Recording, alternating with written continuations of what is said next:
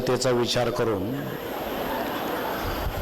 मी थोडंच बोलेल, कारण आम्हाला चेहरे वाचायची सवय आहे. पाहुणे आले की त्यांच्या शिष्टाचारासाठी बसावं लागतं. ते जे बोलतायत ते फार काहीतरी वैचारिक उच्च कोटीचं बोलतायत आणि त्यानं फार मोठी क्रांती होणार आहे, असे चेहरे करावे लागतात याची आम्हाला माहिती आहे. परंतु आजचा दिवस अतिशय आनंदाचा आहे. मी आल्यापासून या यशोदा शिक्षण संस्था या ठिकाणी आल्यानंतर झालेलं स्वागत, NCCचे विद्यार्थी, मुली म्हटलेल्या स्वागत गीत, आमच्या शिक्षिका आणि शिक्षक यांच्या झालेल्या स्पर्धा, त्यांना दिलेले पुरस्कार, यशस्वी विद्यार्थ्यांना दिलेले पुरस्कार, आमच्या एका दानशूर व्यक्तीनं गरीब मुलांना वाटलेल्या बॅग्स, या सर्व गोष्टी अतिशय सुंदर आणि मनाला भावणाऱ्या आहेत. आणि मला वाटतं याच्या मागे आपले प्राध्यापक दशरथजी सगरे सर यांची प्रेरणा आहे, प्रोत्साहन आहे. आज दसरा आहे, मी दोन्ही शुभेच्छा एकत्र देतो, दसरा आणि त्यांचा वाढदिवस. कारण जुने लोक ज्या दिवशी मूल जन्मायचं त्या सणाचं नाव मुलाला द्यायचे, ते दसऱ्याला जन्मले म्हणून त्यांचं नाव दशरथ ठेवलं. आता काहींचे नावं कुठल्या सणाला जन्मले हे कळण्याच्या पलीकडचे आहेत, त्या खोलात आपण जास्त जाणार नाहीत. परंतु ते 1.5-2 वर्षाचे असताना त्यांच्या आईचं निधन झालं. पण मला वाटतं ती गोष्ट या ठिकाणी आल्यानंतर चुकीची वाटते, कारण यशोदा आई या सगळ्या इमारतीत साचलेली आहे, या मैदानात साचलेली आहे. आणि या सगळ्या यशोदा शिक्षण संस्थेमध्ये आज आईचं अस्तित्व आहे. आणि एखादा कर्तबगार मुलगा काय करू शकतो हे प्राध्यापक दशरथ सगरे सर यांनी या ठिकाणी निश्चितपणे दाखवलेलं आहे. एका ठराविक ध्येयानं झपाटून ते काम करायला लागले आणि त्यांना साधना भेटली. असं म्हटलं जातं की ते साधनाच करायला लागले, त्यामुळं साधनाताई भेटल्या आणि त्यांच्या कार्यकर्तृत्वाला अजून बहर आला. खरं म्हणजे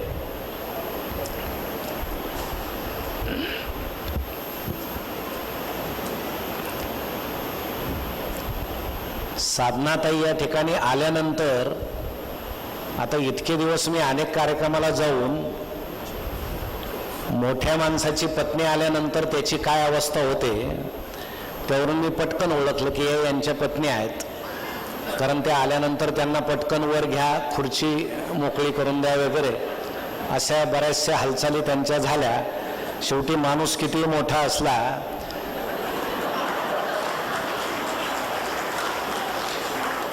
तरी त्याच्या आतला नवरा कायम घाबरलेला असतो, हे त्या कृतीवरून मला दिसलं. आणि इथं जर तसं काही केलं नाही तर घरी गेल्यानंतर काय होईल अशी भीती त्यांना असावी. आपला वाढदिवस जर उत्तम साजरा करायचा असेल तर अर्धांगीला जपलं पाहिजे. शिवाय त्या आमच्या नगर कॉलेजच्या विद्यार्थिनी आहेत, त्यामुळे निश्चितपणे त्यांची कर्तबगारी खूप मोठी आहे. एकंदर हा सगळा आवाका पाहिल्यानंतर आणि पश्चिम महाराष्ट्रामध्ये तंत्रज्ञानामध्ये विद्यार्थ्यांना दिलं जाणारं शिक्षण, त्यामध्ये आपण घेतलेली आघाडी, मला वाटतं प्राध्यापक दशरथ सगरे सरांना कर्मवीरांच्या पावलावर पाऊल ठेवून चालणारा एक खेड्यातल्या मातीतला मुलगा आज एवढा मोठा झालेला पाहून निश्चितपणे सर्वांना आनंद वाटतो, त्यांचा अभिमान वाटतो. अनेक उद्योगपती गेले, पण टाटांचं नावच का घेतलं जातं?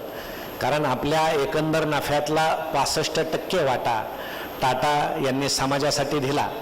आत्तापर्यंत जवळजवळ 102 अब्ज डॉलर्स एवढे पैसे त्यांनी समाजासाठी दिले. म्हणून टाटा गेल्यानंतर मीडियामध्ये त्यांची दखल घेतली गेली, समाजामध्ये त्यांची दखल घेतली गेली. ते फक्त उद्योगपती असते तर त्यांची दखल घेतली गेली नसती.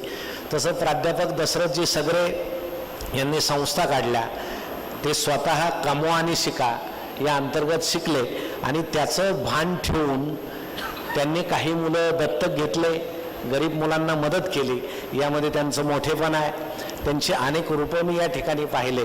त्यांचे ज्येष्ठ बंधू समोर बसलेले आहेत. ते अभिमानानं सांगत होते की ते माझे ज्येष्ठ बंधू आहेत, हा मुलगा आहे. एक कुटुंब वत्सलता त्यांच्यामध्ये आहे. नात आली त्यांच्या मांडीवर बसली. हे भाग्यसुद्धा सध्या कमी आजोबांना भेटतंय. ते तुम्हाला भेटलं म्हणजे घरात आजोबा असतात पण नातेला त्यांच्यापर्यंत येऊ दिलं जात नाही, अशी कौटुंबिक व्यवस्था आहे. पण त्या बाबतीत सुद्धा तुम्ही सुखी आहात. म्हणजे आपण सर्वांग सुंदर सुखी का आहात? कारण आपण समाजासाठी खूप चांगलं केलेलं आहे. आणि ज्या पद्धतीनं बोधे सरांनी आपलं वर्णन केलं त्या पद्धतीने या भागामध्ये एक शिक्षण महर्षी आणि एक गरिबांचा वाली म्हणून आपलं स्थान निश्चित आहे. याचा आल्याबरोबर मला अतिशय आनंद वाटला. खरं म्हणजे सध्या तंत्रज्ञान खूप वेगानं वाढतंय. AI आहे, आर्टिफिशियल इंटेलिजन्स आहे. आमचे काही जुने लोक आहेत, आमच्या जुन्या काळी तंत्रज्ञान नावाचा विषय नव्हताच. त्यामुळं की काय माणसं एकमेकाशी बोलायचे, सुखी होते, सुसंवाद साधायचे. पूर्वी फक्त रेडिओ नावाचा विषय गावामध्ये असायचा. गावामध्ये दोघा तिघांकडेच रेडिओ असायचे आणि ते मोठा आवाज करून फिरायचे, कारण त्यांना असं दाखवायचं असायचं की माझ्याकडे रेडिओ आहे. आणि बाकीच्यांना सुद्धा आनंद वाटायचा की तू मोठा आवाज कर, आम्हाला ऐकायला मिळतंय. म्हणजे गावात 2-3 रेडिओ असले तरी सगळ्या गावाची करमणूक व्हायची. गाणे सुद्धा खूप सुस्वर असायचे, मधुर असायचे. बिनाका गीतमाला वगैरे म्हणजे गायक पूर्ण वेळ गायचे, संगीतकार आधीमध्ये वाजवायचा. आता उलटा आहे. आता संगीतकार भरपूर वाजवतो, जिथे संधी मिळेल तिथे गायक गाऊन घेतो. त्यामुळे आजचे गाणे समजणं अवघड आहे. पण रेडिओला इतकं महत्त्व होतं की रेडिओला त्या काळात लायसन्ससुद्धा होतं. म्हणजे ठराविक पैसे भरल्यानंतरच रेडिओ सुरू व्हायचा. परंतु वसंत साठे नभोवानी मंत्री झाले आणि त्यांनी ते लायसन रद्द केलं आणि सर्वांना मोफत रेडिओ ऐकण्याची मुभा मिळाली. अहो, रेडिओचं महत्त्व किती सांगावं. लग्नामध्ये नवरदेवाला हुंड्यामध्ये रेडिओ द्यायचे, हे ऐकून तुम्हाला आश्चर्य वाटेल. आणि नवरदेवसुद्धा सांगायचा मला लग्नात हुंड्यात रेडिओ मिळाला. म्हणजे त्या काळामध्ये लग्न झाल्यानंतर 2 रेडिओ घरामध्ये यायचे.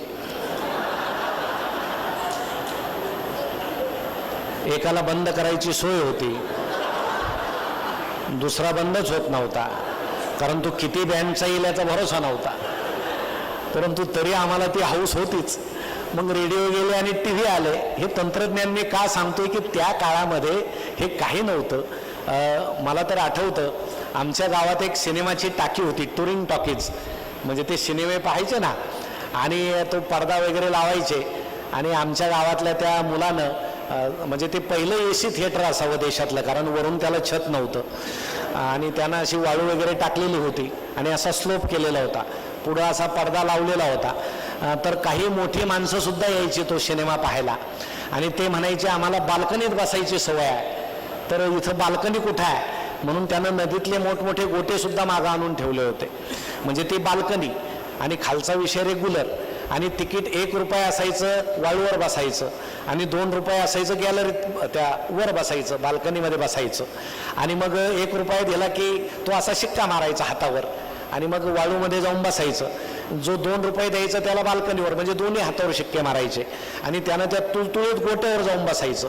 इंटरव्हल होईपर्यंत सगळे माणसं त्या बाल्कनीतून घसरून खाली यायचे आणि गोट्याला टेकून असे बसायचे. आणि तो सांगायचा की मध्येच जर सिनेमा बंद पडला, कारण तंत्रज्ञान एवढं अवगत नव्हतं, सिनेमा जर बंद पडला तर उद्या याच तिकिटावर तुम्हाला खेळ दाखवण्यात येईल. तिकीट म्हणजे हातावर शिक्का असायचा. म्हणजे ज्या दिवशी माणसं गावामध्ये दुसऱ्या दिवशी असे फिरायचे हात मागे बांधून, त्या दिवशी ओळखायचं की याला तिकीट काय पुसू द्यायचं नाही. आणि तोच सिनेमा याला आजही पाहायचा आहे. तुम्हाला सांगतो, मी एकदा सिनेमाला गेलो आणि माझ्या हातावर त्यानं शिक्का मारला आणि मध्येच सिनेमा बंद पडला. त्यानं सांगितलं याच तिकिटावर उद्या सिनेमा. आणि सरांनी मला उभं केलं, गणित माझं चुकलं आणि ते म्हटले छडी घे. म्हणून मी एकाच हातावर छड्या घेतल्या. ते म्हटले दुसरा हात पुढं कर. त्या हातावर तिकीट होतं, ते पुसण्याची शक्यता होती. म्हटलं सर नको, याच हातावर द्या. बाकीचे मुलं ओरडली, सर हा सिनेमाला गेला होता, त्याचं तिकीट आहे त्या हातावर म्हणून तो हात पुढं करत नाही. सर म्हटले अभ्यास करत नाही, सिनेमाला जातो, हात पुढे कर. दुसरा हात सपासप छड्या मारल्या. मी हात सोडला आणि ते तिकीट पुसलं. म्हणजे मी रडायला लागलो. का? म्हणजे मारलं म्हणून नाही, तिकीट पुसलं. सरांच्या ते लक्षात आलं. म्हटलं मी बाबांना सांगणार आहे, यांच्यामुळे माझं तिकीट पुसलं. ते म्हटले ऑफिसमध्ये, मुख्याध्यापकांच्या ऑफिसमध्ये त्यांनी मला नेलं. मुख्याध्यापक काही तिथं नव्हते. ते म्हटले हात पुढे कर, 2 हातावर 2 शिक्के मारले. म्हटले बाल्कनीत बस, काही अडचण नाही म्हणा. म्हणजे असं त्या काळामध्ये सगळ्या गमती असायच्या. पण ते तंत्रज्ञान संपलं. आता जुन्या लोकांना आठवत असेल ते जुने टी व्ही आले, सुरुवातीला black and white T V आले. भला मोठा टी व्ही असायचा, वर बाल्कनीवर अँटेना लावलेला असायचा आणि त्या शेजारी कायम एक बांबू असायचा, कारण चित्र कधी स्थिर दिसत नसायचं. ते बांबूनं असं हलवावं लागायचं स्थिर करण्यासाठी. त्यावेळेस एकच चॅनल होतं सह्याद्री नावाचं, म्हणजे सरकारी चॅनल होतं. त्यावर भ्रष्टाचाराच्या बातम्या नसायच्या. म्हणजे भ्रष्टाचार नव्हता असं नाही, चॅनल सरकारी होतं. सांगण्याची अडचण होती, सांगता येत नसायचं. आता खाजगी असल्यामुळे उद्या होणारा आजच सांगतात, कारण ब्रेकिंग न्यूज आहे. आणि मग त्या बाई यायच्या बातम्या द्यायला, तर त्यांना जेवढा पगार असायचा तसाच त्यांचा चेहरा असायचा, सरकारी चेहरा असायचा. त्यामुळे त्या येऊन अशा शांत बसायच्या. आनंदाची बातमी त्या तशाच चेहऱ्यानं द्यायच्या, दुःखाची बातमी तशाच चेहऱ्यानं द्यायच्या. त्यामुळे पाहणारे सुद्धा तशाच चेहऱ्यानं पाहायचे. त्या मेकअप वगैरे करत नसायच्या, कारण T V black and white होता, दिसण्याची अजिबातच शक्यता नव्हती. आता कलर असल्यामुळे सगळा मेकअपच करतात. तर असं सगळं ते गमती असायच्या. मग बाई हवामानाचे अंदाज सांगायचे की आज हवामान शांत राहील, तरी ते हलायच्या, कारण चित्र हलायचं. मग लोक सांगायचे याच हालतायत, हवामान कशाचं शांत राहतं वगैरे वगैरे. तर असं ते सगळं तंत्रज्ञान असायचं. रामायण महाभारत मालिका असली की ज्याच्या घरामध्ये टी व्ही आहे तिथं प्रचंड गर्दी व्हायची आठवड्यातून एकदा. आणि रामायण एकदा सुरू झालं, त्या गल्लीतल्या वगैरे गावातल्या सगळ्या बाया पुरुष ते मालिका पाहायला एकत्र यायच्या. मग दरवाजात एकाला उभं करायचं, एका पुरुषाला, आणि वर मालदावर दुसऱ्याला उभं करायचं बांबू घेऊन. आणि चित्र जर जास्त हलायला लागलं तर त्या दरवाजातल्याला सांगायच्या, त्याला सांगा ॲडजस्ट कर म्हणून. मग तो वरच्यावर ओढायचा, अरे ते फिरव. मग तो बिचारा बांबू घेऊन त्या काड्या अशा फिरवायचा. मग चित्र स्थिर व्हायचं, तोपर्यंत मालिका संपलेली असायची. म्हणजे टी व्ही जरी ब्लॅक अँड व्हाईट असला तरी त्यातून मिळणारा आनंद मात्र त्या काळामध्ये रंगीत होता, कारण तंत्रज्ञानाचा एवढा स्फोट झालेला नव्हता. अशी ती परिस्थिती होती. नंतर रिमोट आले वगैरे. आता काय काय तंत्रज्ञानानं आणलं सर, आता काय सांगायलाच नको. काल परवा मी पेपरात एक बातमी वाचली, आता एक टी व्हीचं नवीन मॉडेल येतंय, रिमोटची गरज नाही, पाहणारानं डोळे मिटले की ते आपोआप बंद होणार, अशी ती परिस्थिती आहे. आता शंका आहे काय, पाहणारानं जर कायमचे डोळे मिटले तर त्या मॉडेलचं काय करायचं हा प्रश्न आहे. पण मला वाटतं काहीतरी सोय असावी का ते त्याच्याबरोबरच पाठवावं लागतंय ते माहीत नाही. पण आता काय म्हणजे या जगामध्ये एवढं काही वाढलंय. आणि सर त्या काळामध्ये माणसं किती शांत होते, सुखी होते. कारण असं पाहायला वगैरे काही आजी गोष्टी सांगायची, आजोबा गोष्टी सांगायचे, आमचे शेतकरी पारावर बसलेले असायचे, माणसं एकमेकाच्या घरी जायचे, एकमेकाशी प्रत्यक्ष बोलायचे. त्यामुळे एक प्रेम होतं, जिव्हाळा होता, स्नेह होता आणि सगळीकडे एक समाधान होतं. माणसांना सुख नव्हतं पण समाधान होतं, म्हणून सगळे माणसं स्वस्थ होते. पण आता आपण जर पाहिलं, तंत्रज्ञानाचा सगळीकडे स्फोट झालेला आहे. काल परवा एक सर्वे बाहेर आला, वर्ल्ड हॅपीनेस म्हणजे जगामध्ये सगळ्यात आनंदी देश कुठला आहे, 148 देशांचा सर्वे झाला. तर त्याच्यामध्ये भारताचा नंबर 128 आहे. 128. बरं, आपला 128 असे ना का, पाकिस्तानचा नंबर 108 आहे. म्हणजे तो आपल्या पुढे आहे. म्हणजे ज्या देशामध्ये डिझेल 300 रुपये, पेट्रोल 300 रुपये, खायचे वांदे आहेत, त्या देशातले लोक आपल्यापेक्षा आनंदी आहेत. आणि सगळं असून आपण आनंदी नाही, याचं कारण काय? कारण सगळं असून सुद्धा आपल्याला ते आनंदानं भोगता येत नाही, हे त्याच्या मागचं कारण आहे. कारण आम्ही आता शिक्षक तर सोडा, आमचे पालक सुद्धा आता सगळे मार्क्सवादी झालेले आहेत. आता रशियातला मार्क्सवाद गेला, आता तो भारतात सुरू झाला. आमच्या मुलाला इतके मार्क्स पडलेच पाहिजे, 90च्या पुढे पडलेच पाहिजे. अहो, त्याला 5वीला जर 70 असतील, 6वीला 72 असतील, 7वीला 76 असतील, पुन्हा 8वीला 73 असतील, तर समजून घ्यायचं पालकानं की याची बुद्धिमत्ता 70 आणि 80च्या मध्ये आहे. त्याला अचानक 10वीला 90च्या पुढे कुठून मार्क्स पडतील? पण आता आमच्या सगळ्या पालकांना वाटतं माझा मुलगा जरी तो यशोदामध्ये गेला पाहिजे, त्याच्यासाठी त्याला 90च्या पुढे मार्क्स पडले पाहिजे, मग तो इंजिनिअरिंगला गेला पाहिजे, मेडिकलला गेला पाहिजे, मग 10वीला तेवढे मार्क्स पाहिजे, 12वीला तेवढे मार्क्स पाहिजे. अहो, त्याच्या डोक्यात जर काही नसेल तर त्याला कुठून मार्क्स पडतील, हा फार मोठा प्रश्न आहे. म्हणून आत्ता मला आठवतं, आत्ता एक 12वीचा निकाल लागला मध्यंतरी, आणि मला असं समजलं आमचा एक मित्र जो पालक होता तो खूप रडतोय. कारण काय, त्याच्या मुलाला खूप कमी मार्क्स पडले. म्हणून आम्ही समजावून सांगायला त्याच्या घरी गेलो. आता ही सांत्वन करायची नवीन जागा झालेली आहे. म्हणजे ज्याच्या मुलाला कमी मार्क्स पडतात तिथं समजावून सांगायला जावं लागतं. म्हणून मी एका मित्राला घेऊन त्याच्या घरी गेलो तर तो मित्र अक्षरशः रडत होता का मुलाला कमी मार्क्स पडले.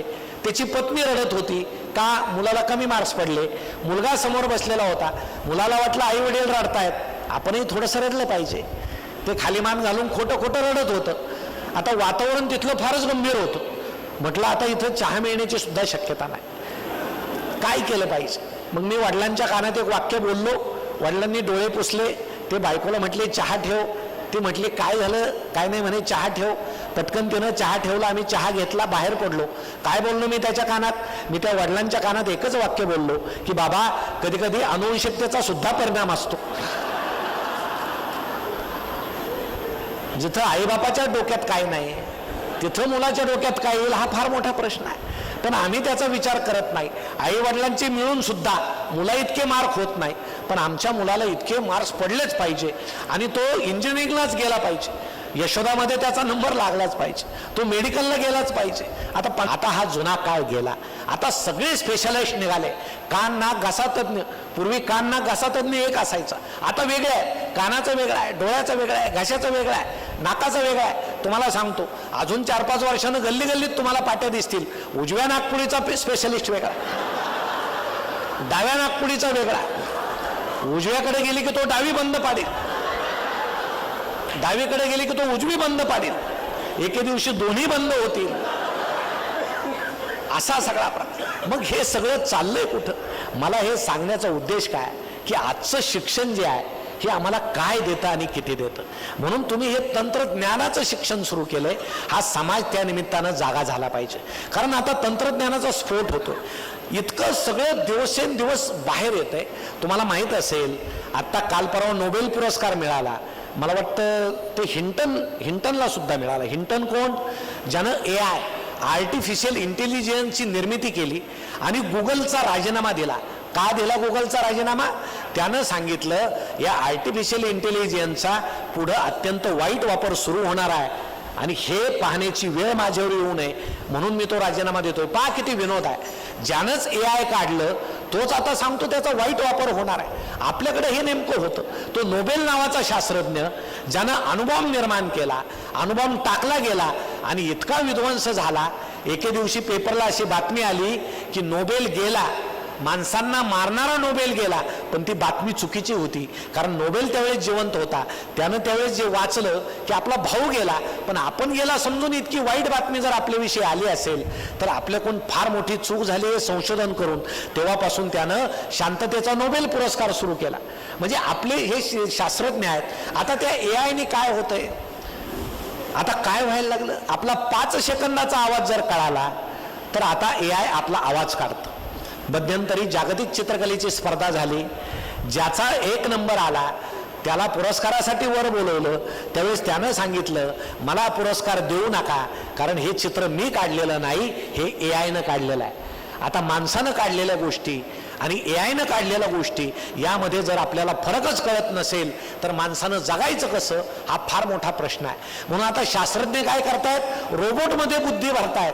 म्हणजे आता यंत्रमानव रोबोट हे हुशार होणार आणि माणसं मात्र रोबोटसारखे यंत्रवतपणे वागणार. म्हणून मी मगाशी आमचे सगळे प्राचार्य प्राध्यापक एकत्र आल्यानंतर त्यांना विचारलं की तुम्ही काही वाचता का, पुस्तकं वाचता का. कारण पुस्तकं वाचणं, कुठल्याही कलेचा आस्वाद घेणं हे आपल्याला जगण्यासाठी अत्यंत आवश्यक आहे. पण तुम्ही जर असं म्हणत असाल की मी पॉलिटेक्निकलचा प्राध्यापक आहे, मी इंजिनिअरिंगचा प्राध्यापक आहे, मला बाकीचं काही नको, तर तुम्हाला आनंदी जगता येणार नाही असं माझं मत आहे. म्हणून तुम्ही जरा बाहेर पहा. बाकीच्या या सगळ्या जगामध्ये ज्या गोष्टी आहेत त्या तुम्ही भोगल्या पाहिजे. पण माणसं सर आजकाल असं म्हणतायत की आनंदच नाही, आम्हाला आनंदच मिळत नाही. अहो तुम्हाला आनंद पाहायची सवयच नाही, तुम्हाला आनंद कुठं मिळेल. तुम्ही पहाटे फिरायला बाहेर पडता का? पडतो आम्ही बाहेर, कारण आम्हाला आता शरीराची चिंता आहे. काही जण पहाटे फिरायला बाहेर पडतात, कसे चेहरे असतात हो त्यांचे. आता पहाटे फिरायला बाहेर पडल्यानंतर कसा थंड वारा सुटलेला आहे, झाडं हलतायत, रम्य वातावरण आहे. आपला चेहरा कसा पाहिजे? प्रफुल्लित पाहिजे, आनंदी पाहिजे. पण काही लोकांचे चेहरे जर पाहिले तर बाकीचे रस्ते बदलतात, असा प्रकार आहे.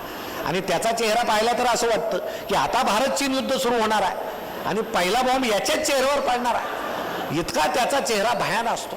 मग त्याचा चेहरा पाहणारे दिवसभरात जर काही वाईट घटना घडली तर म्हणतात आम्ही त्याचं तोंड सकाळी पाहिलं होतं.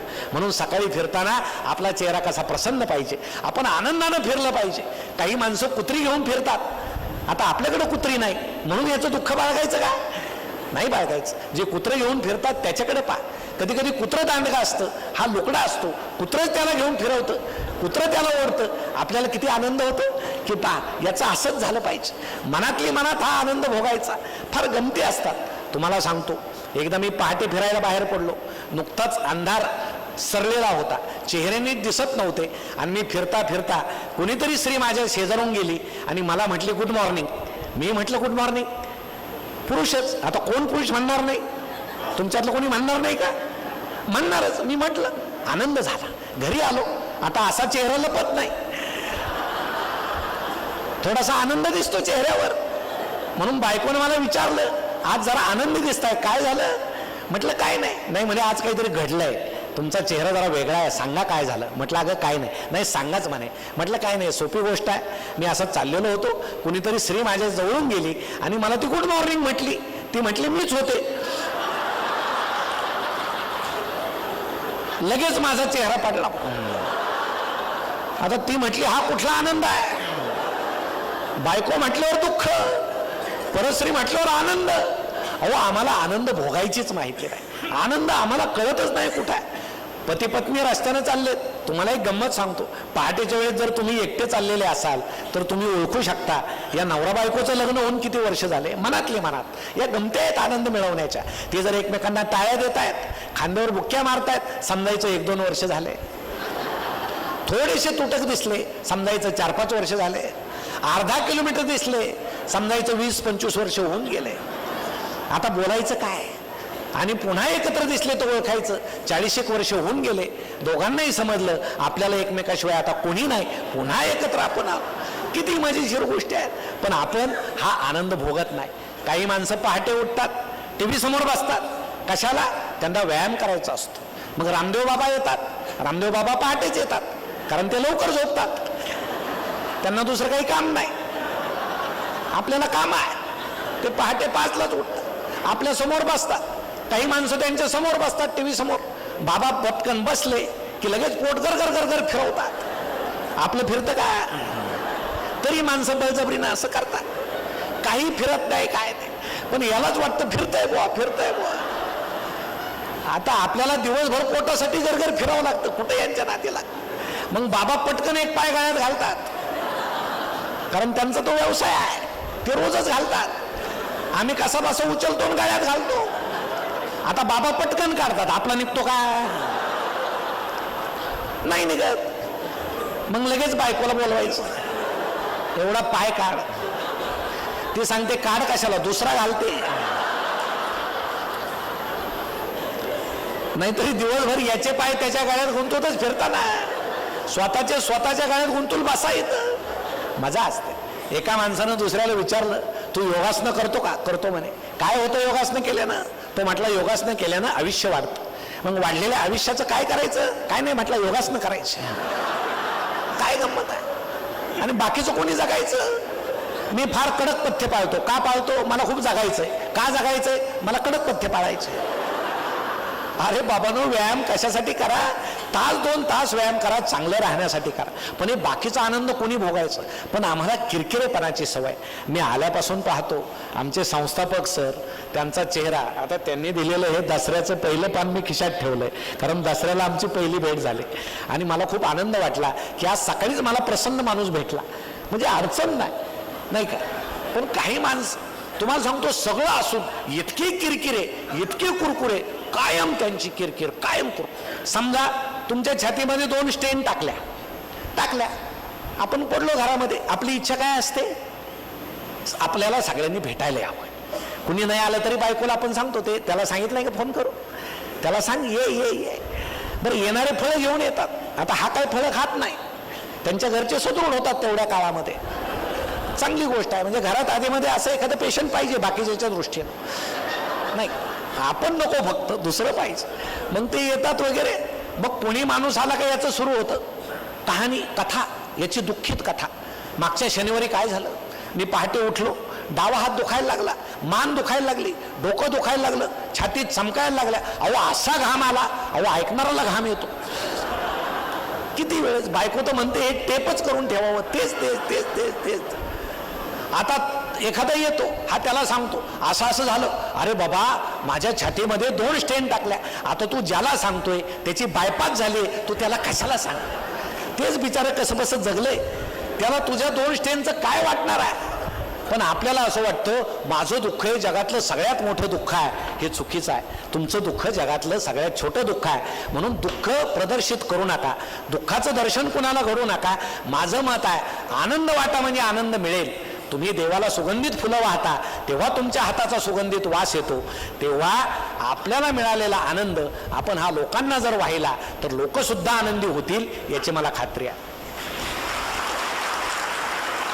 आणि हे मी का सांगतो की प्राध्यापक सगरे सर आल्यापासून, मला भेटल्यापासून तुमचा आनंदी चेहरा, तुमचा प्राचार्यांशी प्राध्यापकांशी वागण्याच्या पद्धती आणि तुमचा एक स्नेहबंध, त्यांना असं का वाटेल की आम्ही ही संस्था सोडावी? त्यांना वाटेल आमचे संस्थापक आम्हाला एवढा दिलासा देत आहेत, प्रोत्साहन देत आहेत, एवढं आमच्याशी प्रेमानं वागतायत, तर या संस्थेच्या विकासासाठी आम्ही दामदुप्पट काम केलं पाहिजे, याची त्यांना निश्चित खात्री वाटेल. म्हणून इथले शिक्षक सुद्धा आल्यापासून मी पाहतो प्रसन्न आहे. 2 माणसांनी नेहमी प्रसन्न असावं, एक डॉक्टर आणि दुसरे शिक्षक, नसले तरी असावं, कारण तो त्यांच्या व्यवसायाचा भाग आहे. डॉक्टरांनी प्रसन्न असावं, कारण आलेल्या पेशंटला वाटलं पाहिजे की आपण यांच्याकडून नीट होऊ. पण जर डॉक्टर्स गंभीर असतील आणि एखादा सर्दी झालेला पेशंट गेला तरी त्याला वाटेल हे नक्की सांगणार आहेत की मला कॅन्सर आहे, म्हणून त्यांचा चेहरा प्रसन्न असावा. या या या बसा, काही होत नाही, सगळ्याला आजार होतात, काही अडचण नाही, असा चेहरा त्यांचा असावा. आणि शिक्षकाचा चेहरा वर्गात शिरताना असा असावा की विद्यार्थ्यांना वाटावं आमच्या ताई आल्या, आमचे सर आले, आता दिवस कसा आनंदात जाणार आहे, हे मला जे शिकवणार आहेत ते मी ग्रहण करणार आहे. मग घरी काही हो, आपण ते घरीच सोडलं पाहिजे, नाही का? आमचे गुरुजी होते लहानपणी, ते आल्यावर इतके धपाधप आम्हाला मारायचे कधी कधी. मग आम्ही शोध लावला की का मारतात बुवा आम्हाला. मग आम्हाला कळालं, ज्यावेळेस ते घरी बायकोशी भांडायचे तेच वर्गात येऊन आम्हाला खूप मारायचे, कारण तिथं तर काही मारता येत नव्हतं. मग तो राग आमच्यावर काढायचा. म्हणून आम्ही त्या गल्लीतल्या मुलांना सांगून ठेवलं होतं, त्यांच्या घरातून भांडणाचा आवाज आला की सांगा, त्या दिवशी शाळेतच जायचं नाही, कशाला बायकोऐवजी आपण मार खायचा. म्हणून शिक्षक सुद्धा प्रसन्न असावा. आणि शिक्षकाचं व्यक्तिमत्व प्रसन्न का घडतं, तो बहुश्रुत असावा, त्यानं खूप ऐकलं पाहिजे आणि त्यानं खूप वाचलं पाहिजे, खूप वाचलं पाहिजे. उदय सर, जुना काळ, जुने शिक्षक, आता मी तुम्हाला नावं ठेवत नाही, पुस्तकच कुणी वाचत नाही. का आम्ही वाचत नाही? घरामध्ये पहा, 2 लाख रुपयाचा टीव्ही आहे, 4 माणसं असतील तर 8 मोबाईल आहेत, पण 50 रुपयाचं साधं पुस्तक सुद्धा नाही. या घराला फक्त सुशिक्षित म्हणता येईल, सुसंस्कृत म्हणता येणार नाही, अजिबात म्हणता येणार. आम्हाला छत्रपतींचा अभिमान आहे, छत्रपतींच्या भूमीत आम्ही उभे आहोत. आता इथं अनेकांच्या घरी असेल, पण मी अनेक कार्यक्रमात विचारतो, छत्रपतींचं साधं 50 रुपयाचं पुस्तक कुणाच्या घरात आहे? अनेकांच्या ते घरातच नाही. आणि जयंतीला आम्ही डीजे लावतो, लाख रुपये खर्च करतो, गुलाल उधळतो, बनेन छापतो. महाराजांचं छोटंसं पुस्तक जर आमच्या घरात नसेल तर मला वाटतं आम्ही छत्रपतींच्या विचारसरणीचे नाही. म्हणून पुस्तकं ठेवा. का ठेवत नाही तुम्ही पुस्तकं घरामध्ये? ठेवले पाहिजे. तुम्ही वकिलाच्या चेंबरमध्ये गेलात का? किती पुस्तकं असतात? ते काय त्यांनी सगळे वाचलेले असतात का? नसतात. पण ते सगळे पुस्तकं पाहून आरोपीला काय वाटतं? अरे हुशार माणूस आहे, आपल्याला जामीन मिळण्याची दाट शक्यता आहे, किती वाचलेला आहे यानं, आता जामीन मिळतो की नाही पुढचा विषय आहे. पण शिक्षकाचं पहिलं लक्षण काय? शिक्षकाच्या घरात गेल्याबरोबर काय दिसावं? पुस्तकाचं कपाट दिसावं, की अरे हे शिक्षकाचं घर आहे. आणि शिक्षकाचं घर कसं ओळखू यावं? पुस्तकं पाहून ओळखू यावं की हे शिक्षकाचं घर आहे. पण आम्ही आता वाचत नाही, ही सत्य परिस्थिती आहे. काही जण म्हणतात आम्हाला वेळच नाही. मी मध्यंतरी माणसं का वाचत नाही याच्यावर 2दा लिहिलं, पण तेच कुणी वाचलं नाही. काय करतात? वाचतच नाही. आता तेच कुणी वाचलं नाही तर कशाला वाचतील हा प्रश्न आहे. आणि तुम्हाला खरं सांगतो, आता आपण सगळे बऱ्यापैकी शिक्षक आहेत म्हणून सांगतो. 2 शिक्षक ज्यावेळेस एका शिक्षकाच्या घरी चहासाठी गेले, भिंतीवर साने गुरुजींचा फोटो होता. अनेक शिक्षक त्या फोटोकडे वारंवार पाहत होते. म्हणून त्या घरातल्या शिक्षकांनी त्यांना विचारलं, काय पाहता? त्यांनी विचारलं, वडील कधी गेले? त्यांनी सांगितलं, वडील नाही, साने गुरुजी आहेत. ही आमची परिस्थिती जर असेल तर ती वाईट. म्हणून आम्ही वाचलंच पाहिजे. आता मराठीला अभिजात भाषेचा दर्जा मिळाला. सर आता आपल्याकडं यात तंत्र कॉलेजेस जास्त आहेत. B.Pharmacy आहे, D.Pharmacy आहे, इंजिनिअरिंग आहे. याचा अर्थ मराठीचा आणि आमचा संबंध ठेवायचा नाही का? आम्ही विचार कुठल्या भाषेत करतो? आमच्या आईच्या भाषेत करतो. आणि आमची आईची भाषा कुठली आहे? मराठी आहे. मुलांना जर मराठीच येत नसेल तर आम्ही विचार कसा करणार आणि आमचं व्यक्तिमत्व कसं घडणार? म्हणून तुम्ही जरी तंत्रज्ञही असाल, तुमचे विद्यापीठ, तुमचे कॉलेजेस जरी सायन्सचे असले, मराठीचा तुमचा संबंध नसला तरी व्यवहाराची भाषा मराठी आहे. म्हणून आपण मराठीचा संबंध ठेवलाच पाहिजे, त्याच्याशिवाय इलाज नाही. साधं तुम्हाला सांगतो सर, गणिताचा तास आहे आणि गणिताच्या तासाला तुम्हाला सांगतो, आमचे गुरुजी तर नेहमी सांगायचे, एका बादलीमध्ये, एका हौदामध्ये 10 बादल्या पाणी होतं. 4 बादल्या काढायला, खाली किती राहिलं? मुलं लिहायचे 6 बादल्या राहिल्या. दुसऱ्या दिवशी गुरुजी सांगायचे 5 बादल्या काढायला, खाली किती राहिलं? 5 राहिले. एके दिवशी एक मुलगा उभा राहून म्हटला, गुरुजी जर रोजच पाणी गळत असेल तर तुम्ही त्याला सिमेंट का लावून घेत नाही? आता तो व्यावहारिक मुलगा होता, हे व्यवहार ज्ञान झालं. त्यात आम्ही कमी पडतो तर आमची अडचण येऊ शकते. एका गुरुजींनी वर्गाच्या वेळेस मुलांना विचारलं, 10 मेंढ्या आहेत, त्यातल्या 2 मेंढ्या विहिरीत पडल्या, खाली किती राहिल्या? सगळ्या मुलांनी लिहिलं 8 राहिल्या. एका मुलानं लिहिलं 0 राहिल्या. गुरुजींनी त्याचा कान पिरगाळला, म्हणे तुझं चूक आहे. तो म्हटला, नाही सर, मी मेंढपाळाचा मुलगा आहे आणि मला माहित आहे 2 मेंढ्या जर विहिरीत गेल्या तर 8 मेंढ्या वर राहू शकत नाहीत. वर 0 मेंढ्या राहिल्या. गुरुजींना समजेना चूक द्यावं की बरोबर द्यावं, कारण ते व्यावहारिक ज्ञान आहे. त्यांनी मुख्याध्यापकांना विचारलं, असं असं झालं, काय करायचं? ते म्हटले, तुम्हाला मेंढ्या घ्यायला कोणी सांगितलं? त्याच्याऐवजी शेळ्या घ्या, गाया घ्या, कशाला मेंढ्या घेता? म्हणजे हे आमचे सोल्युशन्स आहेत. पण याचा अर्थ ती समस्या मिटली असं होत नाही.